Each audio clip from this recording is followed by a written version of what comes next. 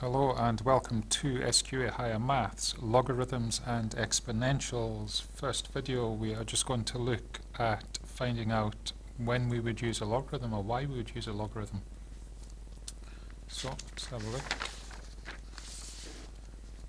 So first of all, what is a logarithm? A logarithm is the inverse operation of an exponential. So looking at part A down here, we have 10 to the power x, so as it's raised to the power x, that would be an exponential. So if we're trying to solve that using our National 5 knowledge, well, we should just know that 10 squared is 100. We should know that at this point. We are sitting in a higher maths class. So we could just write down that x equals 2.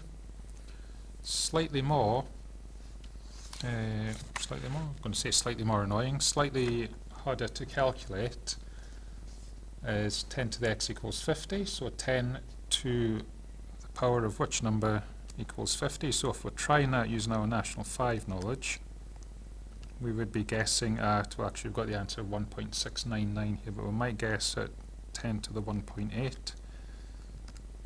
which would be too high, so we might think, well, let's try 10 to the power 1.5, which is too low, so then we might go in between 10 to the power 1.65, which is quite close. Then we'll try 10 to the power 1.7 and so on. So we're quite close with 10 to the power 1.7 there. So then we'd refine that, we'll just reduce that slightly until we get closer and closer to 50. Now obviously if we're looking at to be correct to 3, 4, 5 decimal places, that would take quite a bit of work to get an answer of 50.0000, then whatever would be after it, depending on our value of x. So there must be a quicker way of doing that, and indeed there is. So 10 to the power x equals 50. So an easy way of finding that out, using our calculator here, use the log button, log to the base 10 of 50.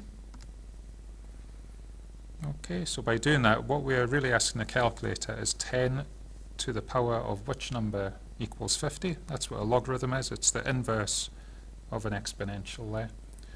So I've rounded to 4 significant figures there. Part C down here, 7 to the power x equals 300. So again, we could try 7 squared is 49, we could try 7 cubed is 343, so it would be between 2 and 3, closer to 3, so I'd maybe try 7 to the 2.8 next, or maybe 2.9. And again, I'll just keep on basically guessing at checking.